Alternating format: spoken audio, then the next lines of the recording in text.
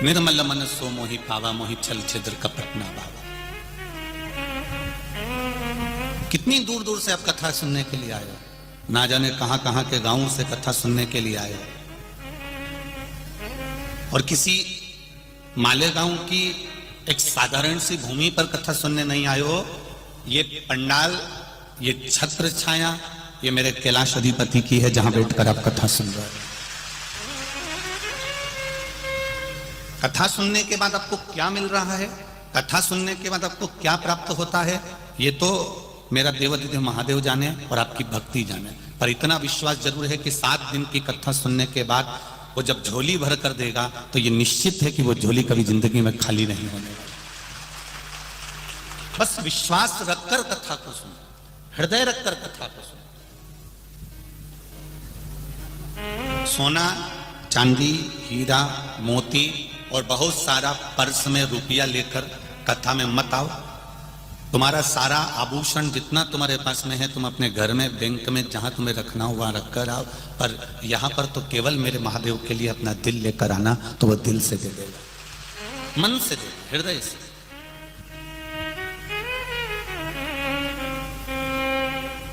पुण्य की कमाई किसको कहते हैं?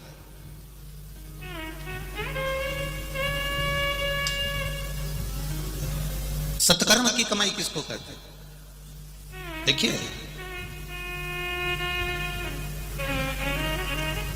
पुण्य की जो कमाई होती है वो कहीं ना कहीं हमें अच्छा फल प्रदान करती है।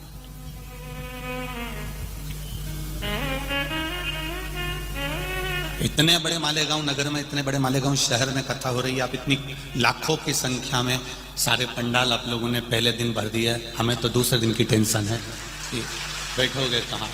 तो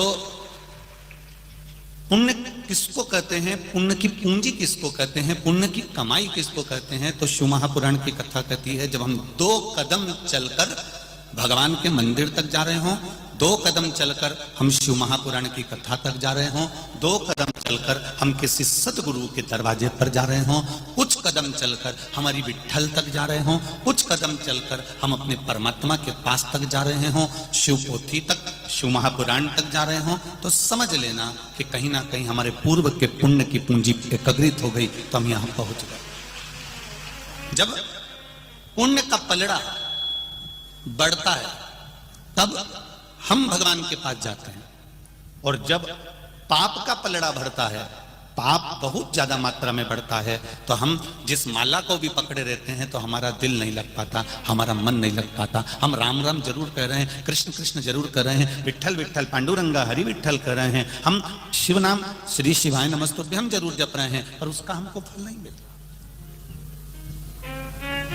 पाप जब बढ़ता है तो भजन छुड़वा देता है, पाप जब बढ़ता है तो भक्ति छुड़वा देता है, पाप जब बढ़ता है सत्संग छुड़वा देता है, पाप जब बढ़ता है तो शिवपुराण छुड़वा देता है, पाप जब बढ़ता है तो हमारा सत्संग छुड़वा देता है, और पाप जब बढ़ता है तो कहीं ना कहीं हमारे जिनसे जो अच्छे हैं, जिनसे हम पूर्व में से पहले से लगे हुए हैं, उन अच्छे व्यक्ति का संग भी हमारा पाप हमसे छुड़वा देता है और बुरी संगत में ले जाकर बिठा देता है, वो बुरी संगत तक ले जा, ये हमारा पाप बढ़ता है।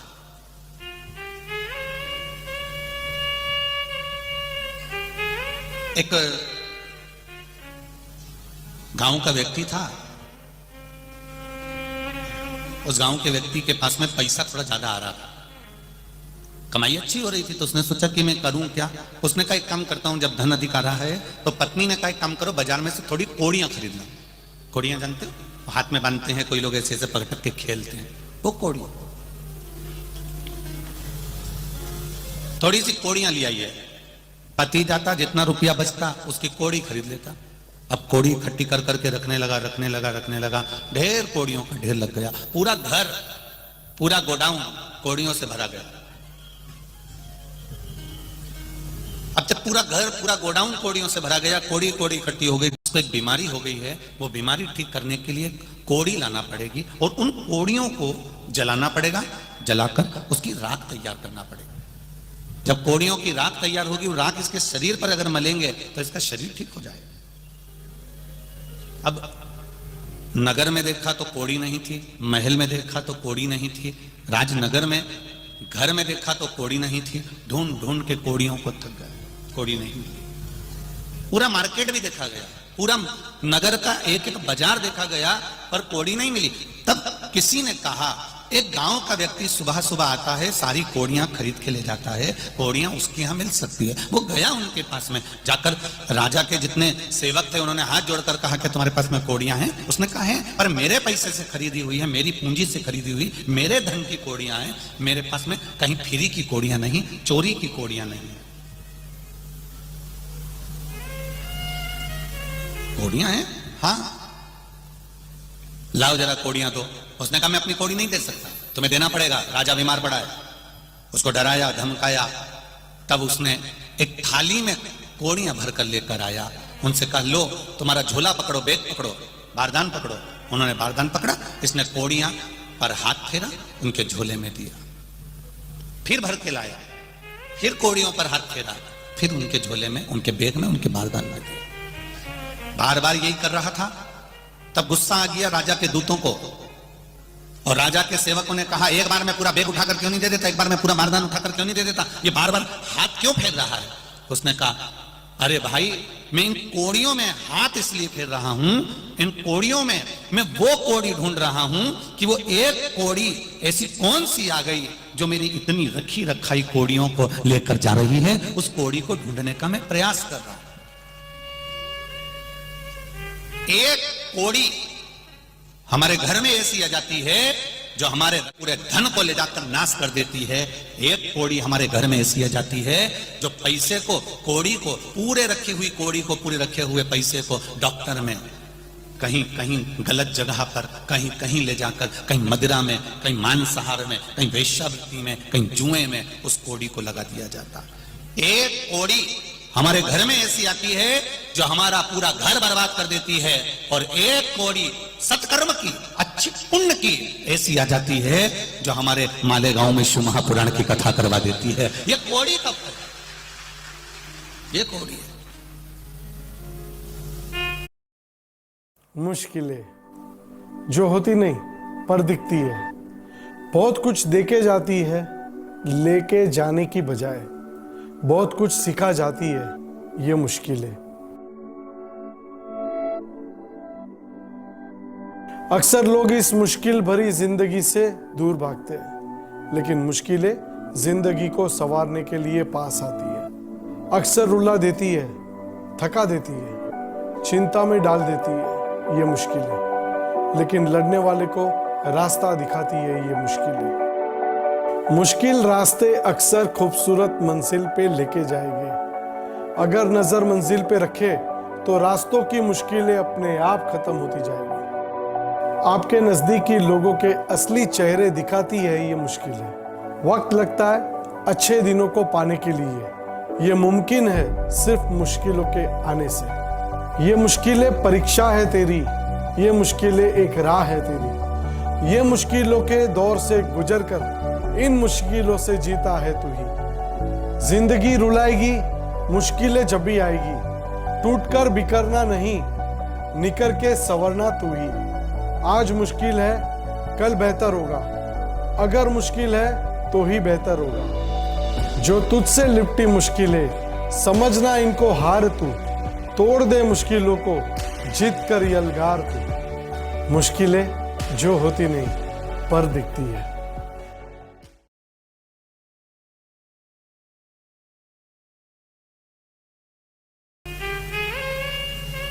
आप आई हो, इतने मेरे भाई बहन यहाँ पधारे हुए हैं, मेरी माताएं आई हैं, यहाँ मेरे भाऊ लोग आए हुए हैं। विचार करना आज घर जाते जाते कि तुम्हारे पास में वो कौन सी एक अच्छी कोड़ी आ गई थी जो तुमने घर से चली, ऑटो करा, रिक्शा करा, बस करी, गाड़ी करी, 10 रुपए लगाकर अच्छी कोड़ी थी, इसलिए भगवान के यहाँ तक आ गई, शिव पुराण तक आ गई। वो अच्छी कोड़ी थी तो यहाँ ली। और अगर बेकार कोड़ी होती ना तो तुम आते आते भी घर से, कई माताएं ऐसी होगी जिन्होंने अपनी पड़ोसन से कहा होगा, चल रही क्या, चल रही है क्या? हाँ चलूंगी तो सही, चल तैयारी करी, और मालूम पड़े कोई ना कोई ऐसा मेहमान आ गया, कोई ना कोई अतिथि आ गया, कोई ना कोई ऐसा काम आ गया, कोई ना कोई ऐसा कारण आ गया कि वो यहां तक पहुंच भी नहीं पाई। तुम आ गए, वो नहीं पहुंची, समझ लेना ऑटो वही है, रिक्शा वही है, बस वही है, गाड़ी वही है, पर उस गाड़ी में बैठने वाला व्यक्ति जिसके पास में पुण्य की पूंजी थी, जिसके पास कहीं सत्कर्म की पूंजी थी, कहीं अच्छाई की पूंजी थी, कहीं नेक पूंजी थी, कोई श्रेष्ठ पुण्य की पूंजी थी, तो वो शिव महापुराण की कथा तक पहुंच गया। और जिसके पास पूंजी अच्छी नहीं थी तो वो दिन भर इंतजार करता रहा और शाम के समय पर फिर वो पूंजी लेके ठेके पे चले गया, मदिरा की दुकान पर पहुंच गया। पुण्य की पूंजी आती तो भजन करवा देती, पुण्य की पूंजी आती तो सत्कर्म करवा देती, पुण्य की पूंजी आती तो हमारे जीवन का कोई अच्छा कार्य हमसे करवा देती, पर पूंजी जब गलत हो गई तो वो श्रेष्ठ कर्म नहीं कर पाई। मत बुरे कर्म कर बंदे वरना पछताएगा, भगवान की आंखों से तू बच नहीं पाएगा, तू बच नहीं पाएगा। अरे ओ अज्ञानी मत कर नादानी, तेरे कर्म का फल भी तू ही पाएगा, जैसा किया तूने तेरे आगे आएगा। मत बुरे कर्म कर बंदे, मत बुरे कर्म कर बंदे वरना पछताएगा, भगवान की आंखों से तू बच नहीं पाएगा, तू बच नहीं पाएगा। अरे ओ अज्ञानी मत कर नादानी। महाराज कोई पुण्य की पूंजी आए जो हमारे जीवन में अच्छा कर्म कर जाए।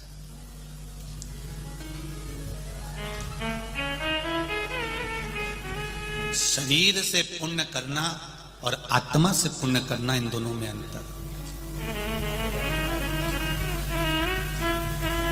शरीर से भला करना और आत्मा से भला करना, इसमें अंतर है। शरीर से सत्कर्म करना और आत्मा से सत्कर्म करना, इसमें अंतर है। जरा ध्यान देना।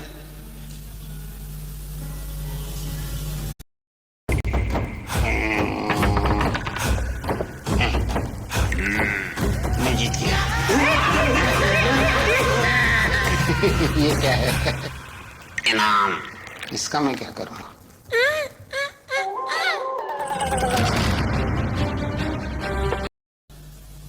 जरा ध्यान देना। यहां इतनी सारी माताएं बैठी हैं, मेरी जीजियां बैठी हैं, मेरी बहनें बैठी हैं।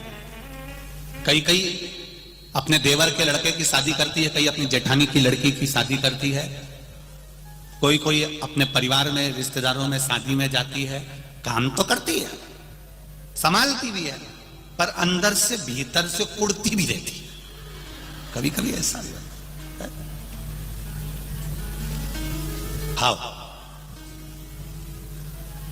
शादी भले कर रही हूं मैं, काम भले कर रही हूं, पर इसकी मां ने मेरे साथ जो जो करा मैं कभी जिंदगी में नहीं भूल सकता। अब शरीर से काम कर रही है, फैलारा उठा रही है, सेवा कर रही है, पर अंदर से उड़ भी रही है। अब शरीर से जो किया सबको अच्छा लगा। हमारी चाची ने हमारी शादी में बहुत काम किया, हमारी मामी ने हमारी शादी में बहुत काम किया, हमारी मासी आई थी, उन्हें हमारी शादी में बहुत काम किया, मेरी बुआ आई थी, उसने मेरे यहाँ शादी में बहुत काम किया, मेरे भाई की लड़की आई, उन्हें हमारे यहाँ शादी में बहुत काम किया। पर अंदर से कौन देखे कि कुड़ कितना रही है? ये तो बाहर से दिखा कि काम बहुत किया।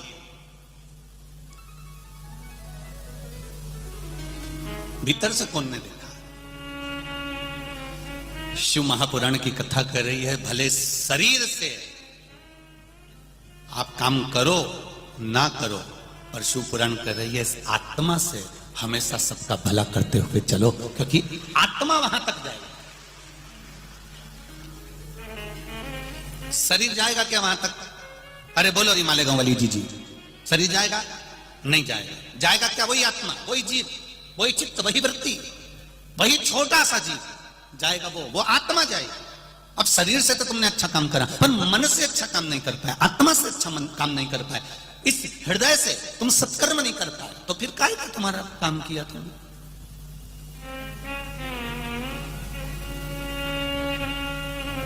जितना बन सके इस चित्त से, इस मन से, इस आत्मा से श्रेष्ठ कर्म करने का प्रयास करो।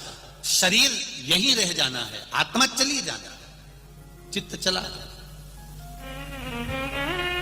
कितना सुंदर शिव महापुराण की शुरुआत हो रही है, पुण्य शिव महापुराण। कितना सुंदर संवाद कहा गया। देवराज नाम का ब्राह्मण, जो ब्राह्मण होकर गलत कर्म में लगा हुआ था,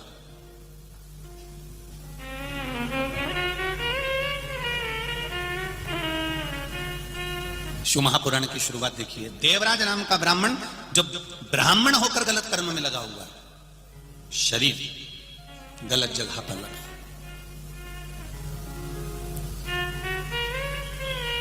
और इस देवराज नाम के ब्राह्मण की मां थी, माता, जो रोज मंदिर जाती है, शिव जी को एक लोटा जल चढ़ाती है, हृदय से भगवान शंकर का गुणगान करती है। उसको कोई मतलब नहीं संसार के लोगों से, उसको तो केवल भजन से मतलब है, कोई मतलब।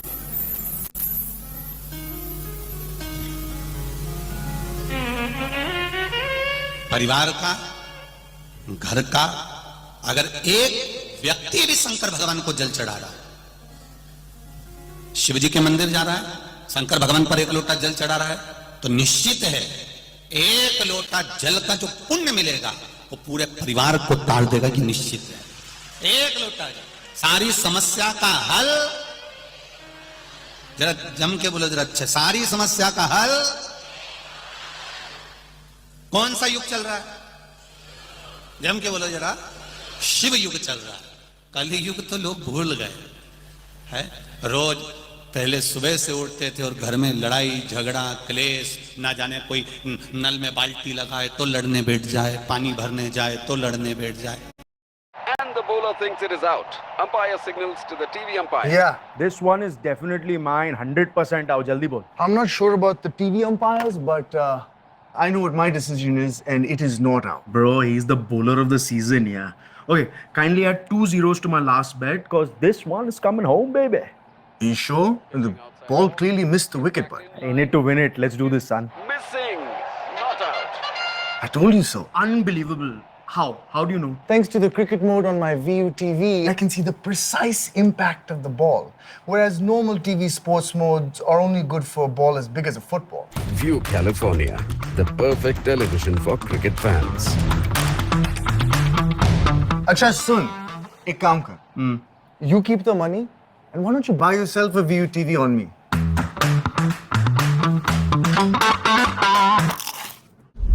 View California.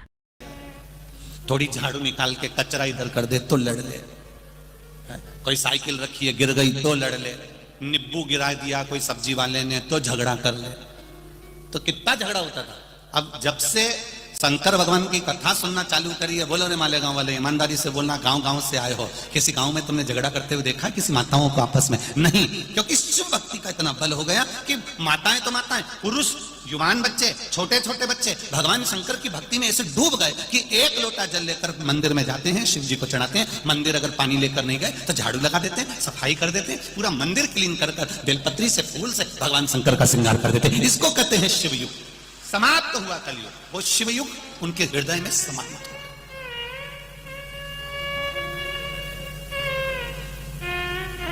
और पूरे संसार को सुधारने के लिए सबसे मूल है, हम सुधरेंगे युग सुधरेगा।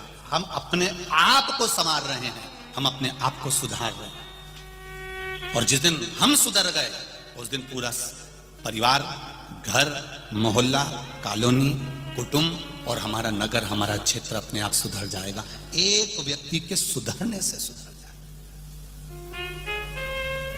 हम सुधारें, अपने आप को सुधारें, पर हम थोड़ा उल्टे चलते हैं। सास बहू को सुधारना चाहती है पर खुद नहीं सुधरना चाहती। बहू सास से आस लगा के बैठी है कि मेरी मम्मी के पास खूब है, मेरी सास के पास खूब है, उनके पास में एक से बढ़कर एक साड़ी, उनके पास में एक से बढ़कर एक रकम। बहू सास से आस लगा के बैठी है, मेरी सास के पास खूब है, सास मुझे देगी। पर मेरा बहुओं से निवेदन है, तुमने कभी सास को कुछ दिया? जब तुमने कुछ नहीं दिया तो फिर आस काय को लगा के बैठी है कि वो देगी? अगर तुम मायके जाती और मायके से अपने पति के कपड़े लेके आई, अपने बच्चों के कपड़े लेके आई, अपनी छोरी का कपड़ा लेके आई, अपने कमरे को सजाने का सामान लेके आई, गई थी बैग भर के सामान लेके आई। जब यहां से गई थी तो एक बैग था, आई तो 4 बैग लाई। और जब इतना सामान तू अपने घर के लिए लेकर आई तो एक सामान अपनी सास के लिए लेकर आती, और सास के लिए लेकर आती तो सास भी तो कहती कि मेरी बहू जब जब जाती है तो मेरे लिए कुछ लाती है, तो वो भी तुझे कुछ दे देती। पर हमने केवल लेना जाना है, देना जाना कहां। और आस लगा के बैठी है, दिवाली पे मेरी सास से मैं कहूंगी मेरे को हार दे दो, दिवाली पे मेरी सास से कहूंगी मुझे पाटली दिला दो। सास भी सोच के बैठी है, आ तो जरा, आ तू एक बार आ जा बस। कभी एक शब्द मुंह से नहीं बोले, मीठा नहीं बोले, कभी प्रेम नहीं बोले, प्रेम के शब्द नहीं बोले, उसका क्या चेन दे दो, अंगूठी दे दो, हार दे दो। तो वो भी इंतजार कर रही, तू बोल, बस तूने एक शब्द बोला और उन्हें फिर नीचे से लेके ऊपर तक उखाड़ दिया, फिर उखाड़ा। फिर कहने वाली ने तुरंत कह दिया किसी के पिताजी रख के नहीं गए थे। फिर बोलना चालू करा, तो क्यों, किस लिए, हमने क्या दिया है, हमने क्या प्रदान किया, हम क्या दे रहे हैं, हम क्या प्रदान कर रहे हैं। हम लेने की आशा रख रहे हैं पर देने की आशा। शिव पुराण कहती है हम भगवान शंकर को एक लोटा जल जब घर से ले जाते हैं पानी भरकर, शंकर भगवान को जब चढ़ाते हैं, वो जल का पात्र, वो लोटा खाली नहीं आता। तुमने जो शंकर भगवान के चरणारविंद का जो चरणामृत लिया है, जल लिया है, चरणोदक लिया है, वो उस लोटे में, उस कलश में डाल लिया, उसको लेकर आ रही हो। वो कलश खाली नहीं है, वो ना जाने कितने कुबेर के खजाने से भरा हुआ कलश है, वो खाली नहीं, उसको भरा हुआ।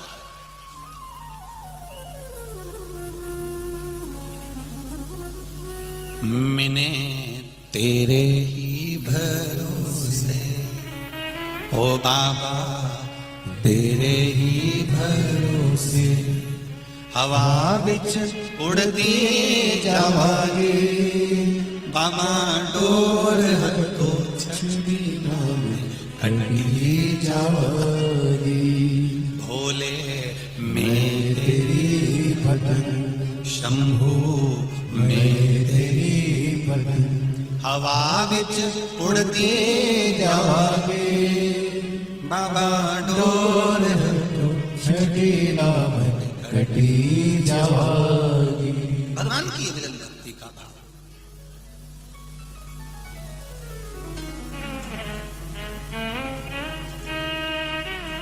इसलिए बारंबार कहा महाराज, हरि विठ्ठल विठ्ठल विठ्ठला, हरि ओम विठ्ठल विठ्ठल विठ्ठल विठ्ठला, हरि ओम विठ्ठला। ओ विठ्ठल विठ्ठल विठ्ठला, हरि ओम विठ्ठला, विठ्ठल विठ्ठल विठ्ठला, हरि ओम विठ्ठला। ओ पंढरपुर में आवेला, हरि ओम विठ्ठला, पंढरपुर में आवेला, हरि ओम विठ्ठला। अरे पंढरपुर में आवेला, हरि ओम विठ्ठला, पंढरपुर में आवेला, हरि ओम विठ्ठला। ओ तुकाराम जी गावेला, हरि ओम विठ्ठला, तुकाराम जी गावेला, हरि ओम विठ्ठला। अरे तुकाराम जी गावेला, हरि ओम विठ्ठला, तुकाराम जी गावेला, हरि ओम विठ्ठला। विठ्ठल विठ्ठल विठ्ठला, हरि ओम विठ्ठला, विठ्ठल विठ्ठल विठ्ठला, हरि ओम विठ्ठला। ओ विठ्ठल विठ्ठल विठ्ठला, हरि ओम विठ्ठला, विठ्ठल विठ्ठल विठ्ठला, हरि ओम विठ्ठला।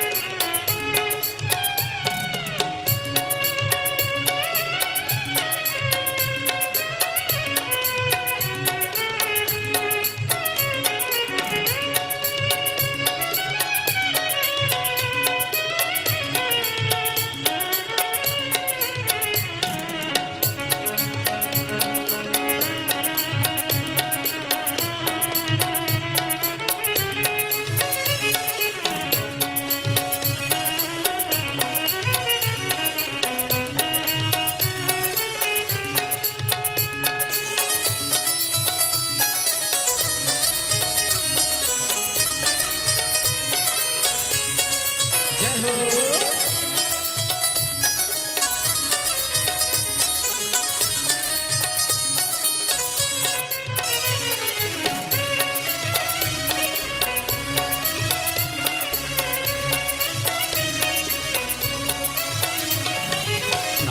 जी गावेला हरि ओम विठला, नामदेव जी गावेला हरि ओम विठला, ओ नामदेव जी गावेला हरि ओम विठला, नामदेव जी गावेला हरि ओम विठला, ओ विठ्ठल विठ्ठल विठ्ठला हरि ओम विठला, विठ्ठल विठ्ठल विठ्ठला हरि ओम विठला, ओ विठ्ठल विठ्ठल विठ्ठला हरि ओम विठला, विठ्ठल विठ्ठल विठ्ठला हरि ओम विठला,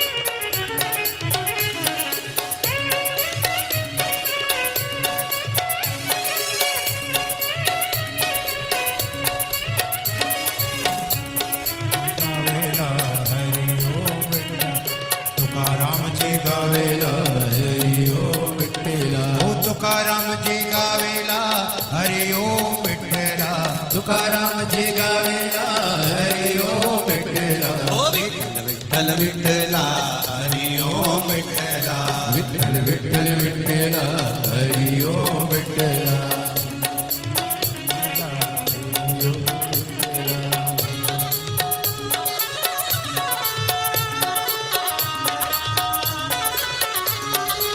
शंभो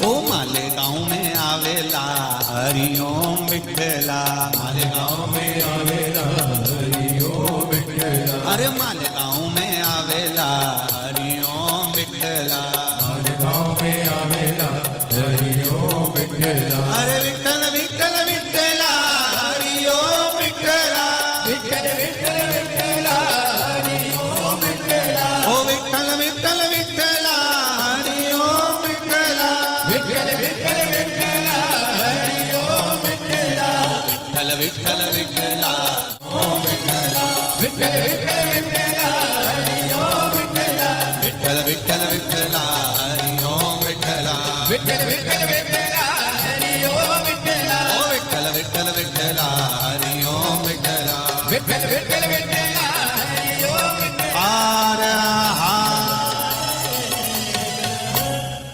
अपने स्थान पर बैठकर भगवान देवादिदेव महादेव से हृदय से दिल से भाव से भगवान शिव से अपने हृदय की बात बाबा देवादिदेव महादेव से कहिए। आप सभी को पहले की कथाओं में कहा है, आज फिर कह रहे हैं। शिव महापुराण में मूल मंत्र जब आए श्री शिवाय नमस्तुभ्यम, जब इस मंत्र का बोलने का मौका शिव महापुराण के मध्य में बीच में आए तो इस मंत्र का जाप हृदय से दिल से करें, और जब आप इसको हृदय से जपेंगे और उसके बाद अपने हृदय की बात बाबा देवादिदेव महादेव से कहेंगे, निश्चित है मेरा देवादिदेव महादेव आपके मन की बात को सुनेगा और आपके हृदय की बात को स्वीकार करेगा। सब साथ में बड़े प्रेम से आनंद के साथ श्री शिवाय नमस्तु श्री शिवाय नमस्तु श्री शिवाय नमस्तु श्री शिवाय नमस्तु श्री शिवाय नमस्तु भोला सब दुख काटो हो भोला सब दुख काटो शिव शंकर जप तेरी माला भोले बाबा जप तेरी माला भोला सब दुख काटो मारा ओ भोला सब दुख काटो मारा। शिव कथा कर रहे, वायलिन थोड़ा कम कर। भगवान शिव की कथा कर रहे, शिव की उदारता कर रहे। देवराज नाम का ब्राह्मण कर्म से वंचित रहे। ये मनुष्य का जो शरीर मिला, इस शरीर को परमात्मा ने जो दिया है, ये पूर्व के कर्म के अनुसार मिला। देखो, अच्छा शरीर दिया तो पूर्व का कोई अच्छा कर्म होगा हमारा, तो भगवान ने हमको अच्छा शरीर दिया। शरीर में अगर कोई कष्ट है, शरीर में अगर कोई रोग है, शरीर में अगर कोई बीमारी है, तो समझो पूर्व का कोई कर्म ऐसा हो गया होगा जिसके कारण बस हमारे शरीर में कुछ कष्ट आ गया। पर भगवान के भजन से, भगवान की भक्ति से, शिव भक्ति से उस पूर्व के किए गए कर्म को हम थोड़ा थोड़ा काट सकते हैं। जैसे कतराया, देखिए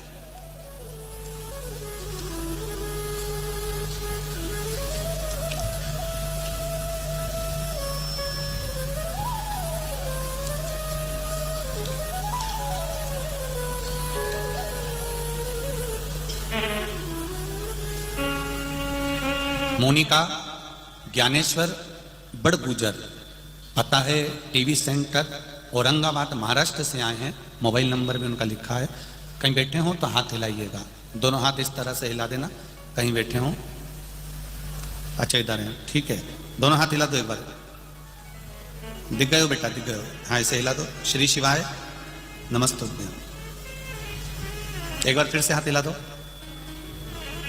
ठीक है। Monika Dnyaneshwar Badgujar, TV centre Aurangabad Maharashtra. पूज्य गुरुदेव, मेरे पिताजी को लॉकडाउन जून के महीने में 2020 को मुंह में कैंसर हो गया था, जिसका फोटो मैं लगा रही हूं। कैंसर हो गया था 27/6/2020 को औरंगाबाद में अस्पताल में जांच की, तब रिपोर्ट में कैंसर बताया गया। डॉक्टर ने 11/7/2020 को लॉकडाउन की बड़क स्थिति में ऑपरेशन किया। ऑपरेशन की रिपोर्ट अनुसार रेडिएशन केमोथेरेपी किया, फिर पिताजी को तकलीफ दर्द कम नहीं हुआ। डॉक्टरों ने 15/1/2021 को ऑपरेशन करने को फिर कहा। ऑपरेशन के दौरान पिताजी को गले में जख्म हो गया। फिर से मार्च 2022 में पिताजी को मुंह में दर्द फिर प्रारंभ हो गया। अब ऑपरेशन कराने की सामर्थ्यता नहीं, सक्षमता नहीं और शरीर नहीं। हमने औरंगाबाद के अस्पताल में दिखाया, मुंबई के अस्पताल में भी दिखाया, तो डॉक्टर ने ऑपरेशन का कह दिया वापस। केमोथेरेपी चलने लगी, परेशानियां बढ़ती रही पर आराम नहीं लगा। तभी मेरी आजी और मेरी मामी ने हमें बताया कि महादेव को 1 लोटा जल चढ़ाओ। मैंने टीवी पर कथा सुनी है, उसमें बताया है रुद्राक्ष का पानी चढ़ाओ। हमने परिवार के व्यक्ति को भेजकर सीहोर से रुद्राक्ष बुलवाया। उस रुद्राक्ष को रात में तांबे के कलश में गलाते, सुबह शिव जी को चढ़ाते। शिव जी को 1 लोटा जल चढ़ाते, वो जल लाकर पिताजी को पिलाते। बेलपत्र महादेव की चढ़ी हुई लाकर उनको पीस कर देते। बाबा कुंदकेश्वर का नाम लेकर दवाई भी देते। 27/10/2022 को फिर पेट स्कैन की जांच की रिपोर्ट बाबा की कृपा से मुंबई के हॉस्पिटल में नॉर्मल आना प्रारंभ हो गया। अब पिताजी को आराम है। उनका हम फोटो, दूसरा वाला पहले वाला फोटो लगाया और दूसरा वाला फोटो लगा रहे हैं। ये शिव की कृपा है गुरुदेव। एक बेटी का और पत्र बड़ा सुंदर आया है, देखिए। जया गणेश सुतार, ब्राह्मणपुर की कथा में ब्राह्मणपुर गणेश मंगवान सुनार जलगांव, संत मीराबाई नगर जलगांव से आई है। कहीं बैठे हो तो हाथ हिलाइएगा। बच्ची का नाम है रेणुका गणेश सुतार। आप ही हैं? दोनों हाथ हिला दो ऐसे। श्री शिवाय नमस्तुभ्यम। फिर से हिला दो एक बार हाथ। श्री शिवाय नमस्तुभ्यम। मेरी बच्ची को पितृपक्ष में जिसका मैं फोटो लगा रही हूं, बेटी का फोटो लगाया है, आप टीवी चैनल के माध्यम से देख सकते हैं। पितृपक्ष के दौरान अचानक तबीयत खराब हो गई, इतनी खराब हो गई कि गुरुजी पूछो मत ही, सब रोने लग गए। हमने जैसे तैसे अस्पताल में भर्ती किया और डॉक्टर उसको आईसीयू में ले गया। आईसीयू में भर्ती किया, उसके बाद में धीरे धीरे तबीयत और ज्यादा खराब होती चली गई, ठीक नहीं हुई। उसको वेंटिलेटर पर ले जाकर डाल दिया गया। वेंटिलेटर पर भी पूरे शरीर में उसके नाड़ी, जहां देखो वहीं पर प्लास्टिक की पन्नियां पैक लगी हुई थी, चारों तरफ मुंह पर हर जगह पर नलियां लगी हुई थी। केवल नासिका की एक नली ऐसी थी जिसमें से उसको वेंटिलेटर पर कुछ दिया जा रहा था। नाकों में, गले में नलियां ही नलियां लगी हुई थी गुरुदेव। तब सोचा कि क्या करें। किसी ने बताया कि 1 लोटा जल शिव जी को चढ़ाइए। हमने 1 लोटा जल शंकर भगवान को चढ़ाना प्रारंभ करा। सीहोर भेजा, रुद्राक्ष मंगवाया, उस रुद्राक्ष का जल बाबा देवादिदेव महादेव को चढ़ाना प्रारंभ करा। 3 दिन तक मेरी बेटी को वेंटिलेटर पर ही रखा गया। मैंने उस रुद्राक्ष का जल जैसे ही शंकर भगवान पर चढ़ा हुआ पानी उसके चेहरे पर और उसके होठ पर प्रारंभ करा, बाबा की कृपा से मेरी बेटी के शरीर में हलचल होने लगी और मेरी बेटी धीरे धीरे ठीक होकर आज मेरी बेटी मेरे घर आ चुकी है। बेटी का फोटो लगा रही हूँ गुरुदेव, और ये पत्र अपने भाव से मैं बाबा को नमन करती हूँ। अब ठीक है बाबू, श्री शिवाय नमस्ते। हम बैठिए। हर हर महादेव। शिव कृपा इसी को कहते हैं, शंकर की उदारता इसी को कहते हैं। शिव तत्व क्या देगा वो? इतने पत्र लिखे हैं, हम अभी पूरे तो नहीं पढ़ पा रहे हैं, जो पढ़े वो भी यहां रखे हैं, और सारे पत्र पूरे यहीं मालेगांव के नगर में रह जाएंगे।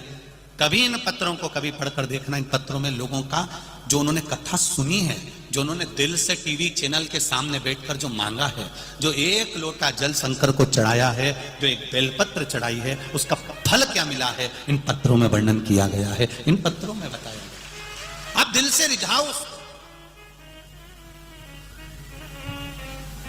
और मालेगांव की धरा को भी कह रहा हूं, दिल से सुनो। शरीर से कथा नहीं सुनना है हमको, हृदय से सुनना। भोला सब दुख काटो, ओ भोला सब दुख काटो, शिव शंकर जपू तेरी माला, भोले बाबा जपू तेरी माला, भोला सब दुख काटो भार, ओ भोला सब दुख काटो भार। जब तक उसकी कृपा नहीं हो तब तक हम कुछ नहीं कर सकते। पुण्य को प्रबल करिए। देवराज नामक का ब्राह्मण अपने श्रेष्ठ कर्म से वंचित था, पर उसकी मां शंकर के मंदिर जाती थी, भगवान शिव को 1 लोटा जल समर्पित करती थी, दिल से भगवान को रिझाती थी। अब एक पत्र जरा देखिएगा, हमको भी आश्चर्य इस पत्र पर। जरा देखिए इस पत्र को, देखिए, शायद जिंदगी में ऐसा पत्र कभी नहीं आया होगा।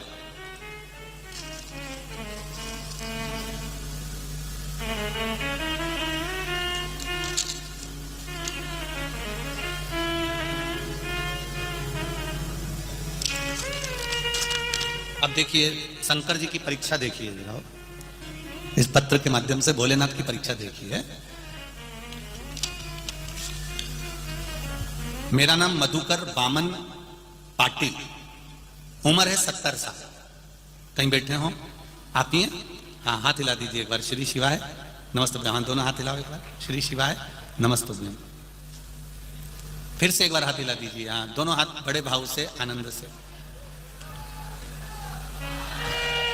आपके चेहरे का प्रसन्नता बता रहा है कि बाबा ने बहुत कुछ दे दिया। 70 वर्ष की आयु में भी आकर दे दिया। एक बार दोनों हाथ हिलाकर हर हर महादेव।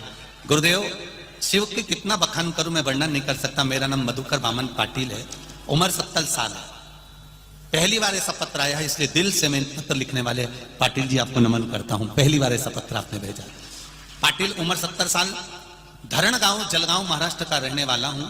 मैं सरकारी नौकरी में पटवारी के पद पर था। अब मैं रिटायर्ड हो चुका हूं। मेरी नौकरी में पदोन्नति नहीं थी। मैंने 2021 में जिला अधिकारी कलेक्टर कार्यालय में एक एप्लीकेशन दायर कर दी। गुरुदेव, वो एप्लीकेशन मेरे महादेव के बल पर दायर करी कि मैंने इतनी लंबी नौकरी करी पर मेरा प्रमोशन नहीं हुआ। मैंने जनवरी 2021 से उस नौकरी के लिए कि मैंने इतने साल नौकरी करी, सबका पदभार बढ़ा, सबकी प्रमोशन हुई, पर मेरी प्रमोशन नहीं हुई और मैं रिटायर हो गया। मैंने जो नौकरी करी है उसके कुछ समय के लिए मुझे भी प्रमोशन दिया जाए। मैं रिटायर हो चुका था, उसके बाद मैंने ये अप्लाई करा और हमारे घर में आस्था चैनल पर आपकी कथा चलती थी, शंकर पर विश्वास कर कर मैंने ये एप्लीकेशन लिख दी और मैंने वो कलेक्टर कार्यालय में दे दी। पत्नी से कहा तू भी चल, मैं भी चलूं, और एक लोटा जल शिव जी को चढ़ा। अब देखें भोलेनाथ क्या करते हैं। अब तो अपन रिटायर हो गए, अब देखें कि वो रिटायरमेंट होने के बाद भी प्रमोशन देता है कि नहीं देता, ये देखना है। बाबा शिव की महिमा का क्या वर्णन करूं गुरुदेव, एक लोटा जल ने ऐसा कर दिया। अगस्त 2022 में मेरी बढ़ोतरी का लेटर आ गया और मुझे 9 साल पहले से बढ़ोतरी का उसका रुपया प्राप्त होगा और बाबा की कृपा से लगभग मुझे 9 लाख से लेकर 10 लाख रुपए गवर्नमेंट देगी। उसने लिखा ये शिव है। पाटिल जी धन्यवाद, बेटी हर हर महादेव, प्रणाम करते हैं। इसको कहते शिव भक्ति, शंकर पर विश्वास। पाटिल जी ने अपनी धर्मपत्नी से कहा सियोर वाला महाराज इतना चिल्ला चिल्ला के कहता एक लोटा जल सारी समस्या का। अब देखें समस्या भी भारी है और जल भी भारी है। शिव और बाबा ने सुना। इतने समय के बाद में अगस्त 2022 में शिव पुराण मालेगांव में होने से पहले ही मेरे भोलेनाथ ने महाराष्ट्र में आने से पहले ही बाबा ने सोचा था ये लेटर लिखेगा, हर कुछ लिख देगा, इसलिए पहले इसका काम कर दो। इसका कोई बात नहीं। जब ये सरकार को लेटर लिख सकता है तो सियोर वाला महाराज तुझे भी लिख सकता है, इसलिए देव महादेव है, ये शिव है, ये शंकर। अकाल मृत्यु हो मरे जो काम करे चंडाल का, काल उसका क्या बिगाड़े जो भक्त हो महा काल का। जो शिव का उपासक होता है, शंकर का उपासक होता है, शिव भक्ति में जो डूबा हुआ होता है, उसको शिव पकड़ता है। बस दिल से चाहिए उसको, दिल से पुकार लो आप, हृदय से पुकार लो, मन से पुकार। और जब दिल से पुकारोगे तो वो दिल से सुनेगा। नामदेव यहां वर्णन किया गया महाराज शिव तत्व की। देवराज नामक के ब्राह्मण की माता जल चढ़ा रही है। देवराज नामक का ब्राह्मण जो कर्म से वंचित रह गया, ब्राह्मण कुल में जन्म लेने के बाद भी अगर हम ब्राह्मण कर्म नहीं कर पाए, भगवान का भजन नहीं कर पाए, ये जरूरी नहीं है कि आप ब्राह्मण होकर वेद और शास्त्र पढ़िए, ये जरूरी नहीं है कि आप ब्राह्मण होकर किसी मंदिर की सेवा करिए। ब्राह्मण होने के बाद एक कर्म जरूर करिए कि गायत्री की उपासना करिए, शिव नाम की उपासना करिए, राम नाम, कृष्ण नाम, जो तुम्हारा अधिष्ठात्र देव है, जिसको तुम भज सकते हो, जिसका तुम स्मरण कर सकते हो, उसका भजन करिए। देव और महादेव दो हैं। अमृत किसने पिया था? बोलते जाओ जम के। देव ने। अमृत किसने पिया?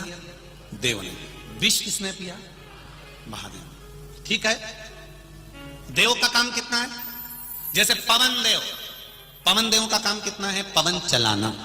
जल देव, जल देव का काम कितना है? जल बरसाना। अन्न देव, अन्न देव का काम है अन्न प्रदान। 33 कोटि देवी देवताओं को देव कहा गया है और केवल एक देव ऐसे हैं जिनको महादेव कहा गया है। देव एक क्षेत्र तक सीमित रह सकते हैं, एक जगह तक सीमित रह सकते हैं, एक स्थान तक सीमित रह सकते हैं। देव इंद्र सिंहासन तक सीमित है, पवन देव पवन के भाव तक सीमित हैं, जल देव जल के भाव तक सीमित हैं, अग्नि देव अग्नि के भाव तक सीमित हैं, चंद्र देव चंद्र के भाव तक सीमित हैं, सूर्य देव सूर्य के भाव तक सीमित हैं। भगवान जितने देव हैं उनकी एक सीमा है कि ये यहां तक रहेंगे, पर केवल एक महादेव ऐसे हैं जिनकी कोई सीमा नहीं है। जिसने पुकारा महादेव वहां पहुंच जाते हैं। जो दिल से पुकारता है महादेव वहां पहुंच जाते हैं।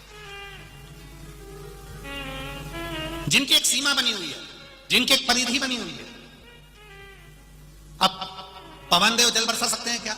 जम के बोलो जरा। नहीं, पवन देव का काम है पवन चलाना, जल देव का काम है जल चलाना, जल बरसाना। अन्न देव का काम है अन्न प्रकट करना, अग्नि देव का काम है अग्नि प्रकट करना, सूर्य देव का काम है प्रकाश कर देना, चंद्र देव का काम है शीतलता प्रदान कर देना। ये सब अपना अपना कर्म करना। सारे देव अपना अपना कर्म करते हैं। केवल एक महादेव ऐसे हैं जिनके ऊपर कोई परिधि नहीं है, जिनके ऊपर कोई क्वांटिटी नहीं है, जिनका कोई स्थान ऐसा नहीं कि महादेव यहां नहीं जा सकते। महादेव के लिए सब खुला हुआ है, चाहे वो देवलोक हो, चाहे पताल लोक हो, चाहे गंधर्व लोक हो, चाहे तलातल हो, नागलोक, पितृलोक, रसातल, जितने भी लोक हैं महादेव के लिए सब खुले हैं। इसलिए केवल हम शंकर भगवान पे जड़ क्यों चढ़ाते हैं? गणेश जी एक जगह तक जा सकते हैं, पार्वती मैया एक जगह तक जा सकती है, षडानंद कार्तिकेय जी एक जगह तक जा सकते हैं,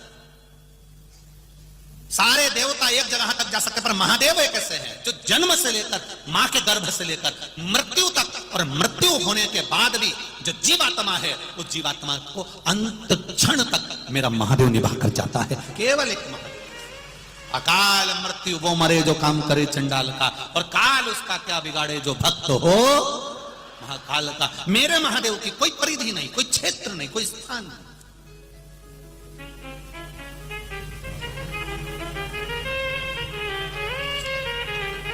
जैसे एक मंत्री होते हैं, एक मिनिस्टर होते हैं, साहब ये हेल्थ मिनिस्टर हैं, हेल्थ का कार्य देखेंगे, ये माइंस का काम देखेंगे, ये खदान आदि का कार्य देख रहे हैं, ये गृह मंत्री हैं, पूरे गृह का कार्य देखेंगे, साहब ये इस चीज का कार्य देखेंगे। ऐसे हमारे देवता हैं, ये काम देखेंगे, ये अग्नि का काम अग्निदेव, जल का काम जल देव, पवन का काम पवन देव, इंद्रदेव, ये सब ये कार्य देखेंगे। पर इनके ऊपर भी एक होता है जो सब कुछ देखता रहता है, वो मेरा देव अधिदेव महादेव है। उसको ये नहीं है कि कौन ने पुकारा कौन ने नहीं पुकारा, उसको तो केवल देखना है कि मेरे हैं। इसने जिंदगी में एक लोटा जल शंकर भगवान को चढ़ाया है, ये एक बार चलकर मेरे दरवाजे तक गई है। शिव महापुराण की कथा जो मालेगांव में हो रही है, ये अपना घर छोड़कर, कई ऐसे भी होंगे मालेगांव में जो सोच के बैठे हूं बहुत भीड़ है कैसे जाऊं, बहुत भीड़ है कैसे जाऊं, बहुत भीड़ है कैसे जाऊं। तो भगवान भी बोलता है भीड़ का टेंशन मत ले, चीन में मरने की भी भीड़ लगी हुई है, भीड़ का टेंशन मत ले। केवल शिव पुराण के चक्कर में मैंने उसको चीन तक रख रखा है, अभी इंडिया नहीं भेजा है, क्योंकि श्री शिवाय नमस्तुभ्यम लोग इतना जप रहे, इतना जप रहे, इतना शंकर जी पे लोटा भर भर के जल चढ़ा रहे कि वायरस भी सोच रहा है जाऊं कि नहीं जाऊं, जाऊं कि नहीं जाऊं, वो वायरस भी सोच रहा है। तो वायरस से पूछा तू इंडिया क्यों नहीं जा रहा, चीन में क्यों पड़ा है कि भाई इंडिया तो चले जाऊं पर वहां एक ही टेंशन है सारी समस्या का, एक लोटा जल अगर मैं कहीं घुस भी गया तो ये एक लोटा दुनिया के लोग इतना पानी चढ़ाते हैं कि जैसे दिल के अरमा आंसुओं में बह गए, ये मुझे पानी में बहा देते हैं, इसलिए मैं इंडिया नहीं जा रहा हूं, बड़ी टेंशन है। सोच रहा है कई बार वो चीन की बॉर्डर पे खड़े होके सोचता भी कूद जाऊं, इतने में बॉर्डर पे खड़े हुए लोग भी चिल्लाते हारा हारा, तो वापिस चीन नहीं रह जाता, नहीं चलता, अब नहीं चलता। फिर हिम्मत करके बॉर्डर पे तैयार होके खड़ा हुआ, कौन कौन, वो वायरस, शायद 7F है ऐसे कुछ है। फिर खड़ा हुआ, उसने फिर विचार करा, इतने में फिर इन्होंने चिल्लाना, जो फिर वापिस नहीं कूद गया।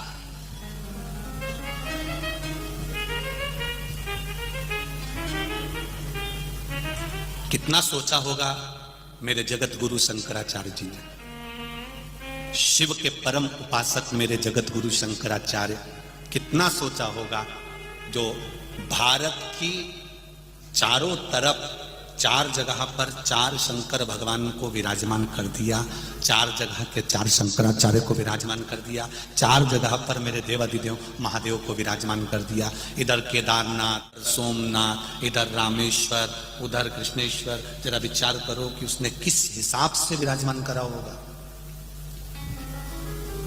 4 फुट पर 4 जगह पर 4 महादेव ऐसे विराजमान कर दिए मेरे जगत गुरु शंकराचार्य ने कि मेरे चारों तरफ भारत की भूमि को मेरे भोलेनाथ बैठे हुए हैं घेर कर, मेरे शिव बैठे, महामृत्युंजय बैठे। फिर भी कोरोना भले वहां रहे चीन में, पर मुख पर मास्क हमको लगाना चाहिए, क्योंकि हम लोग भारत के रहने वाले हैं। ये पहले से सीखे हुए हैं कि पड़ोस में अगर कोई मरता है तो हमारी दुकान बंद रहती है।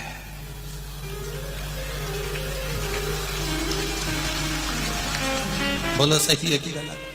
अरे बोलो तो मालेगांव वालों, पड़ोस में अगर कोई मरता है तो हमारी दुकान बंद रहती है। हम भारत के लोगों ने ये सोच के रखा है, इसलिए चीन में वायरस है तब तक अपन भी मुंह पे मास्क रखो, अपनी दुकान बंद रखो, जरूरी है, बहुत जरूरी।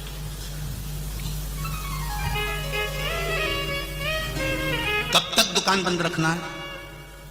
कब तक बंद रहती है?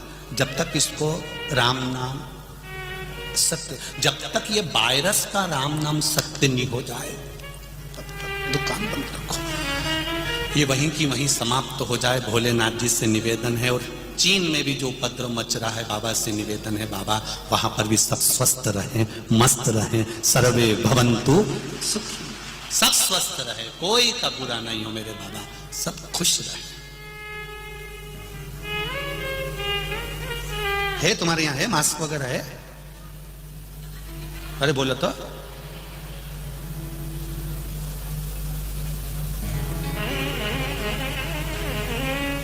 प्रयास करना कल से तुम मास्क लगाया ना, पड़ोसन अगर नहीं लगा के आए तो अपने घर में जो पुरानी साड़ी माड़ी पड़ी वो को फाड़ लाना, एक एक चिंदी सबको दे देना कि बात। तुम प्रयास करो थोड़ा सा कि भाई सर्वे भवन्तु सुखिनः। वो पूछे अभी तो अपने यहाँ तो इंडिया में कोरोना है ही नहीं, फिर ये पट्टी काय के लिए? तो कह देना कोई वायरस वहां है पर दुकान यहाँ पर। प्रयास सब सुखी रहे, सर्वे भवन्तु सुखी रहे। शिव कथा कह रहे, देवराज नाम का ब्राह्मण कर्म से वंचित रह गया। ब्राह्मण हो, ब्राह्मण कर्म करो, ये नहीं कि मंदिर में पूजन करो, ये नहीं कि वेद पुराण पढ़ो, ब्राह्मण होकर भगवान का भजन जरूर करो, गायत्री अवश्य करो, संध्या अवश्य करो, भगवत नाम अवश्य जपो। क्या मिलेगा उससे? कहा इस आत्मा का कल्याण होगा। शरीर के कल्याण की बात हम करें ना करें, पर आत्मा के कल्याण की बात जरूर करें, महाराज जरूर करें। पुण्य, ये तुम जो कथा सुन रहे हो ये बासी पुण्य का फल है, जिसको हमारे यहां पर संचित पुण्य कहा है। और जो तुम इस शरीर के द्वारा, आत्मा के द्वारा आज करोगे, ये अर्जित पुण्य कहलाता है। एक होता है ताजा पुण्य, एक होता है बासी पुण्य। ताजा पुण्य किसको कहते हैं? जो तुमने अभी करा, अच्छा करा, भजन करा, कीर्तन करा, मंत्र जाप करा, नाम जाप करा, किसी भूखे को भोजन कराया, किसी प्यासे को पानी पिलाया, कोई परमार्थ का काम अगर आपने करा तो ये ताजा पुण्य। और इसको कहते हैं अर्जित पुण्य। ताजा पुण्य मतलब अर्जित करा हुआ, अभी की अभी ताजा पुण्य। और संचित पुण्य जो पुराना है। अब पुराना पुण्य और ताजे पुण्य में क्या अंतर गुरुजी आप बताएंगे क्या? तो ताजा पुण्य और बासी पुण्य में क्या अंतर है? तो बासी पुण्य जो पूर्व में तुमने करा, उस पुण्य के फल से तुम कथा में आकर बैठ गए, ये बासी पुण्य का फल मिला, पूर्व का। संचित पुण्य का फल मिला जो पूर्व में कर आए थे, आज कथा में आकर बैठ गए। अब ताजे पुण्य का क्या फल है, अर्जित पुण्य का क्या फल है? तो ताजे पुण्य का फल ये है, बासी पुण्य पूर्व का करा हुआ, पहले का करा हुआ, तुमको शिव महापुराण तक लेकर आ गया, बिठा दिया। अब अर्जित पुण्य, ताजा पुण्य तुम्हारे हाथ में है कि तुम बैठकर भगवान का भजन करो, मंत्र जाप करो, कृष्ण नाम, शिव नाम, विठ्ठल नाम, हरि नाम जपो, शिव नाम जपो। ये अर्जित पुण्य है आज का। अब पुराना पुण्य संचित, आज का पुण्य अर्जित। आज के पुण्य को हमें बढ़ाना।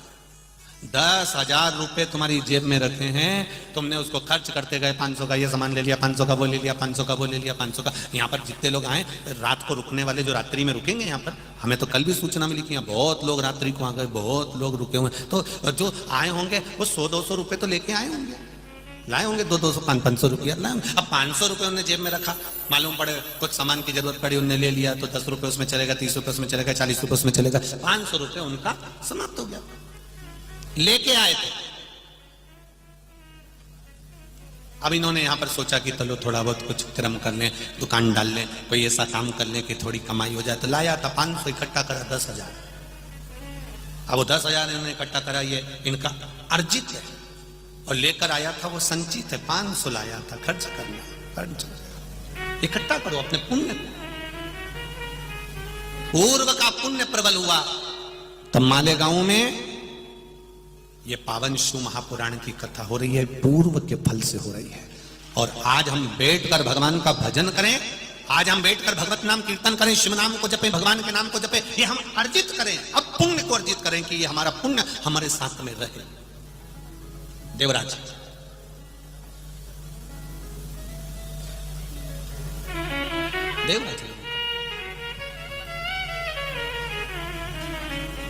शरीर में तपन हुई, शिव मंदिर में चला गया, शंकर भगवान के मंदिर में जाकर बैठा। कोई ब्राह्मण जन, कोई संत जन, कोई गुरु जन प्रवचन में लगे हुए थे, शिव कथा कर रहे थे। शिव कथा में पहुंच जाना एक अलग बात है। शिव कथा में पहुंच जाना अलग बात है, और शिव कथा में पहुंचकर शिव की कथा में गुम हो जाना, शंकर की कथा में डूब जाना एक अलग बात है। पहले भी कथा में कहा, आज फिर कहते हैं, पानी में डूबोगे तो मर जाओगे, और शिव महापुराण में डूबोगे तो तर जाओगे, ये निश्चित है।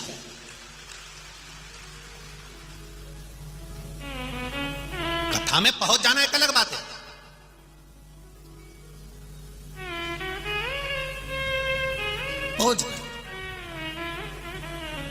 अब कथा में पहुंच जाना अलग बात है, पर कथा में पहुंचने के बाद में अपने चित्त को, अपने मन को, अपनी वृत्ति को भगवान में लगा लेना एक अलग बात है।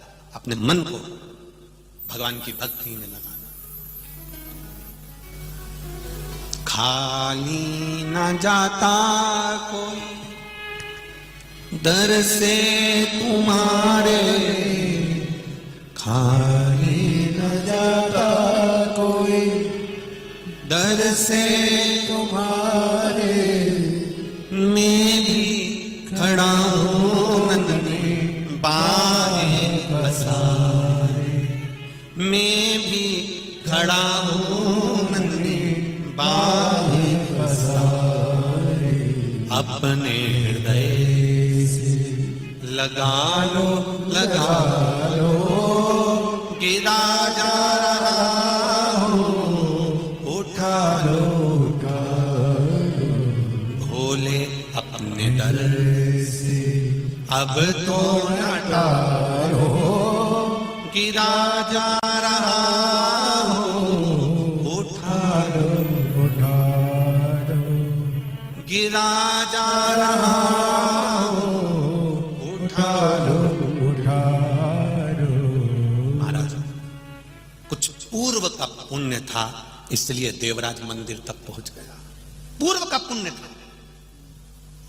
और जितने लोग यहां बैठे हैं, आज घर जाते जाते अपना अंदाजा लगा कर जाना कि मैंने पूर्व में कौन सा पुण्य करा था, भगवान जाने मैंने कौन सा अच्छा काम करा था, जो आज मालेगांव में मैं कथा सुनने चली गई। आज मैंने पंडाल में बैठकर, आज मैंने इस भव्य पंडाल में बैठकर, मालेगांव की इस पवित्र धरा पर बैठकर मैंने कथा सुनी, मेरा पुण्य कौन सा अच्छा था। और दादा भाऊ, भूसे जी से भी मैं कहूंगा, निवेदन करूंगा, उनकी धर्म पत्नी से भी निवेदन करूंगा, आप भी विचार करना कि हमारे पूर्व का कौन सा पुण्य था जो आज हमने शिव महापुराण की कथा का आयोजन करवाया। पूर्व का पुण्य, अर्जित पुण्य, संचित पुण्य, पूर्व का संचित पुण्य हमारा प्रबल हुआ तो हम यहाँ पहुंचे। रिक्शे में बैठकर जब घर जाओ, ऑटो में बैठ के घर जाओ, बस में बैठकर घर जाओ, गाड़ी में बैठ के घर जाओ, पति लेने आए, पत्नी, कोई भी घर का व्यक्ति लेने आए तो उसको एक बार तो जरूर कहना कि मैंने कौन सा पूर्व में अच्छा कार्य किया था जो आज मेरे को कथा सुनने को मिल गई। आज मैंने कथा सुनी, आज मैंने पूर्व का मेरा पुण्य आज प्रबल हुआ है। जैसे पुण्य की गुल्लक भराती है, गुल्लक फूटती है, तब कोई अच्छा गिफ्ट आता है, घर के बच्चे गुल्लक फोड़कर गिफ्ट लाते हैं और पुण्य की गुल्लक जब फूटती है तब जाकर शिव महापुराण की कथा श्रवण करने का सौभाग्य मिलता है। पुण्य प्रबल। देवराज का कौन सा पुण्य था जो देवराज शंकर जी के मंदिर पहुंच गया? जब इतना बड़ा पापी था, चोरी करता था, वेश्यावृत्ति करता था, जुआ खेलता था, मांसाहार करता था, मदिरापान करता था, फिर ये सब पुण्य कौन सा था? पुण्य कौन सा? और केवल ये देवराज की कथा नहीं कर रही है शिवपुराण की, ये कथा हमारे सम्मुख में एक बहुत सुंदर एक संवाद आता है। एक ऋषि, एक साधु, एक संत अपनी कुटिया में बैठे थे, झोपड़े में। एक नव युवक लड़का, युवान बेटा रात्रि के समय पर वो झोपड़े में आ गया। Bye. Bye. Wow, your dad is so hot, yeah. Actually, वो मेरा hot बटाटा बड़ा खाने का मन हो रहा है। किंगफिशर खोलो और दिल खोल के बोलो। Actually, वो मेरे डैड नहीं है, मेरा hot boyfriend है। Does बटाटा बड़ा have a brother? किंगफिशर, दिल खोल के बोलो। The Colgate Total fits perfectly with my goals as it offers me everything I need for my dental health. It comes with dual zinc and arginine technology, so it goes deep to remove germs from my mouth and works non-stop for 12 hours of protection against bacteria. युवान बेटा उस झोपड़े में आया, संत को देखा, साधु को देखा, गुरुजी को देखा, तो जुवान बेटे ने, उस जवान नवयुवक लड़के ने हाथ जोड़कर कहा, गुरुदेव, गुरुवर, मैं आपके चरणों में रहना चाहता हूं, क्या आप मुझे स्वीकार करेंगे? मैं आपका शिष्य बनना चाहता हूं, क्या आप मुझे स्वीकार करेंगे?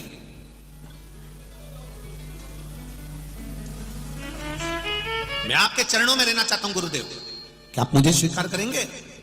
गुरु जी ने कहा, क्यों नहीं, जब मेरे परमात्मा ने तुझे इस पृथ्वी पर रखा, उसने स्वीकार कर रखा है, तो मैं तो एक साधारण सा व्यक्ति हूं, मैं तुझे शिष्य स्वीकार करता हूं। पर गुरुदेव, मुझे कुछ कहना है।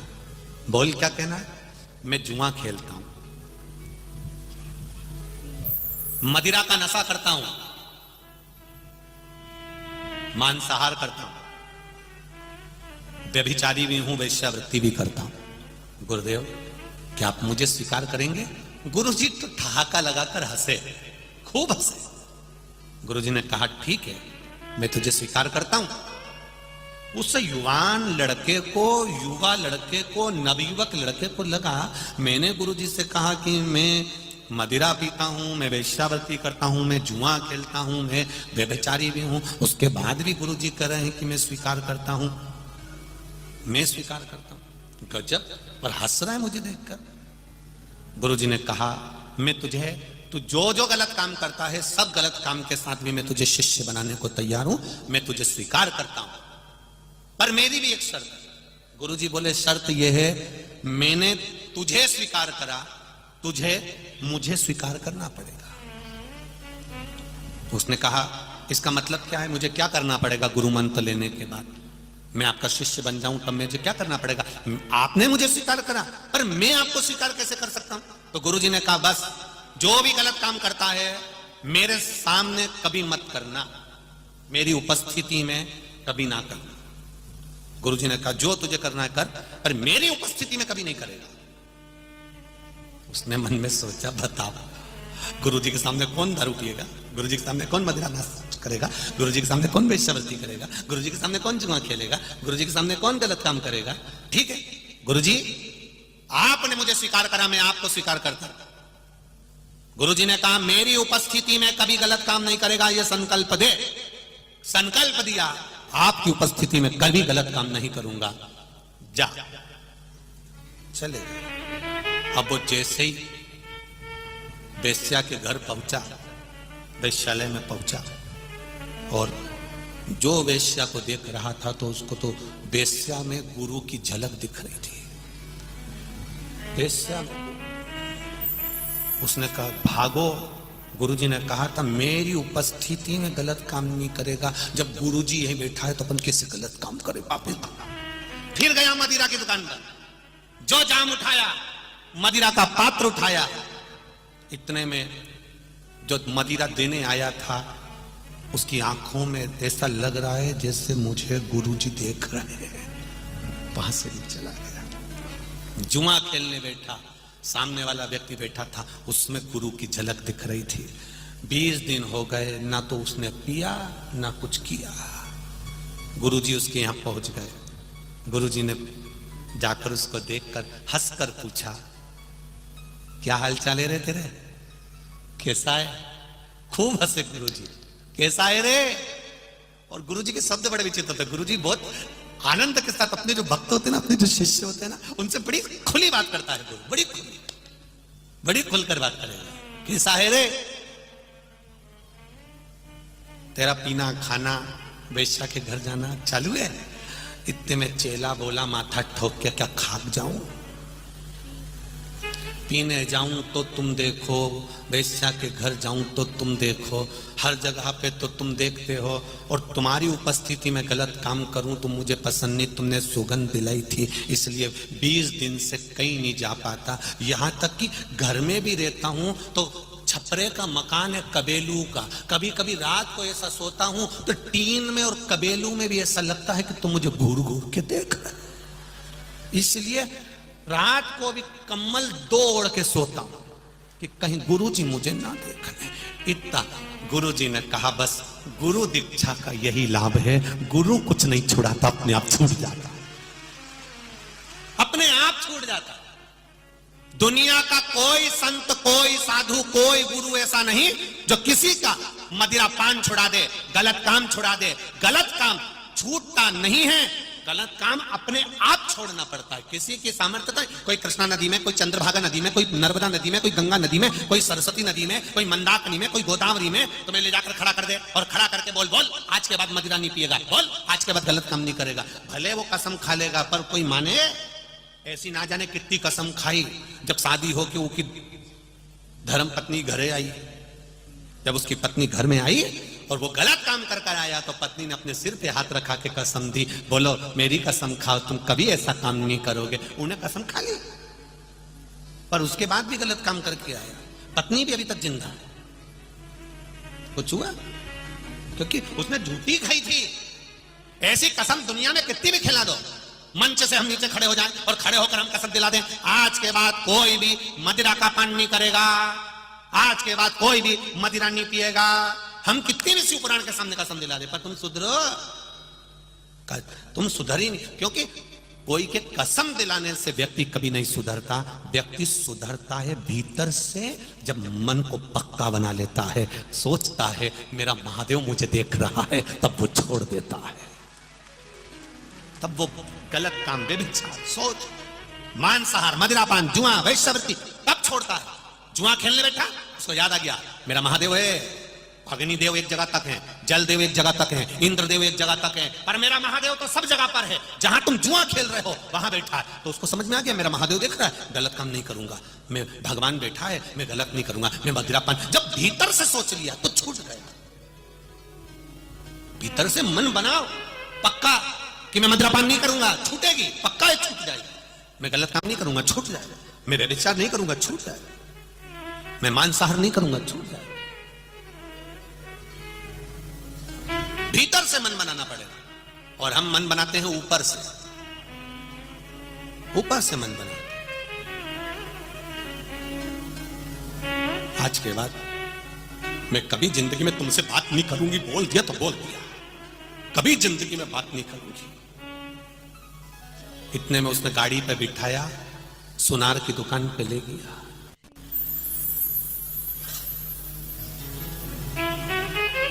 पति ने कहा इसको हार दिखा दो, सुनार ने हार दिखाया, तभी बोली ये वाला थोड़ा सा अच्छा नहीं लग रहा है, दूसरा ले लो। अब पति बोला तू अभी तो बोली थी तुमसे जिंदगी भर बात नहीं करूंगी। पत्नी बोली वो तो मैंने ऐसे ही कह दिया था, मुझे क्या मालूम था कि तुम मुझे सुनार की दुकान पे लेके आ जाओ। ऊपर से संकल्प नहीं लेना, अंदर का संकल्प मूल है। देवराज नाम का ब्राह्मण, और ये संकल्प हमारा पुण्य का संकल्प होना चाहिए, प्रबलता का।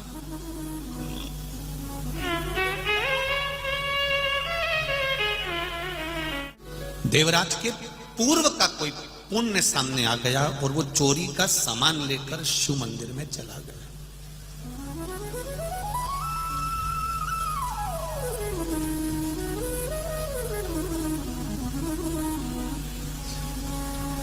चोरी करने वाला चोरी करता है, किसी के घर में जाकर सामान चुराता है, वो अलग बात।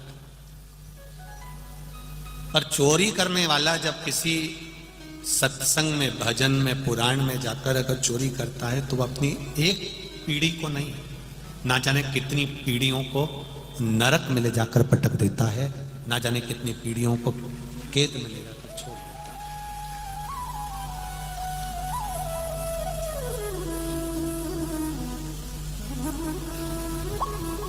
कुछ पुण्य था देवराज नाम के ब्राह्मण का, कुछ पुण्य था, और जब वो कुछ थोड़ा सा पुण्य प्रबल हुआ तो वो चोरी का सामान ले जाकर शिव मंदिर में बैठा। शंकर भगवान की कथा चल रही थी, कोई गुरुजन, कोई संत जन, कोई साधु जन कह रहे थे, बैठ जरूर गया पर मन नहीं लगा, शरीर पहुंच गया। एक कितना सुंदर संवाद कहा है महाराज की, शरीर पहुंच गया पर मन नहीं पहुंचा।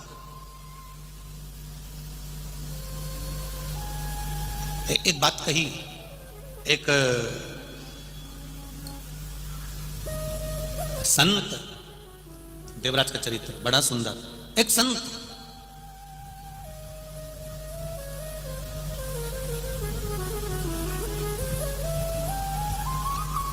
अपनी कुटिया में बैठे हैं, अपने नगर में, अपने गांव में, अपने कस्बे में बैठे हैं, और उसी कस्बे में, उसी गांव में, उसी नगर में एक वेश्या आकर रहने लगी। बड़ी सुंदर थी, उसके चेहरे पर बहुत चमक थी, बड़ी सुंदर।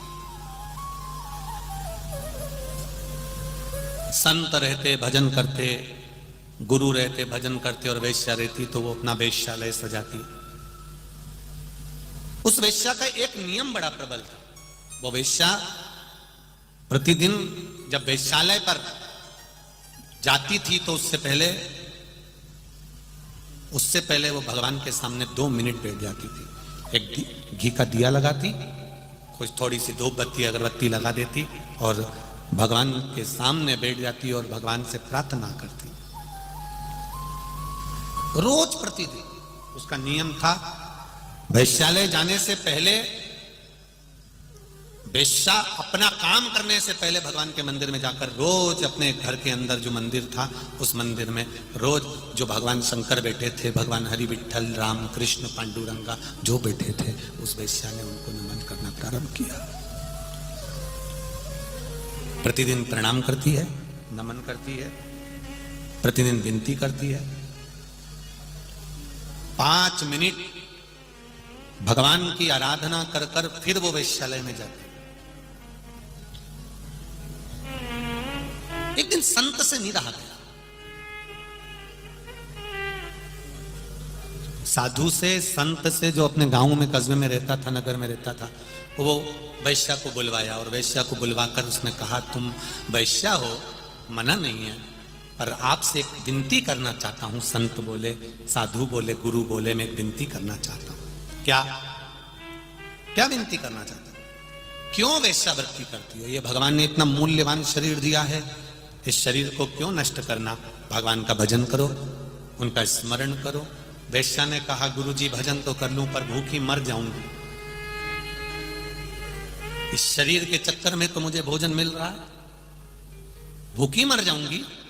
संत ने कहा, उसने अगर पेट दिया है तो भरेगा भी वही। तुम मेरा कहना मानो और ये वैश्यावृत्ति छोड़ दो, हमारा गांव भी अच्छा हो जाएगा। क्यों इस शरीर को तुम नष्ट कर रही हो? इस शरीर से भजन करो। वैश्या ने कहा, गुरुजी अगर आप कह रहे हो तो मैं इस शरीर से भजन करूंगी। छोड़ दिया उसने। 4 महीने तक वैश्या के पास में जितना धन था, 4 महीने अच्छे से चला। चलने के बाद में वैश्या के पास अब धन खत्म हो गया, रखा हुआ जो धन था वो समाप्त हो गया। वैश्या भूखी रहने लगी। सुबह शाम दोपहर किसी की मांगने भी जाए तो कोई ना दे। ये तो वैश्या। दरवाजा बंद कर ले लोग, गेट बंद कर ले। 8 दिन वैश्या को रहते रहते भूखे मरते हो गए। गुरुजी के पास पहुंची, गुरुदेव मेरा पेट नहीं भरा रहा, मैं क्या करूं, भूखी मर रही हूं, 8 दिन हो गए। गुरुजी कहे जिसने पेट दिया है वही भरेगा, तो उसके भरोसे पर रहे। वैश्या ने और 4 दिन निकाले। जब भूखी ज्यादा ही रहने लगी तो बीमार पड़ने लगी। उसने सोचा क्या करूं, मैं तो जो करती हूं वही करूं, और उसने अपना फिर वापस वही धंधा चालू कर दिया, वही वेश्यालय चालू कर दिया। फिर लोग आने लगे। रोज उसका जो नियम था भगवान के भजन का वो करती। 2 साल हो गए, गुरुजी के प्राण छूट गए, वैश्या भी मर गई। गुरुजी मरे, वैश्या मरी, दोनों के प्राण छूट गए। दोनों धर्मराज के पास गए। धर्मराज के पास गए तो धर्मराज ने कहा वैश्या से कि तुम बैकुंठ चली जाओ, और गुरु से कहा तुम नरक चले जाओ, नरक जाओ।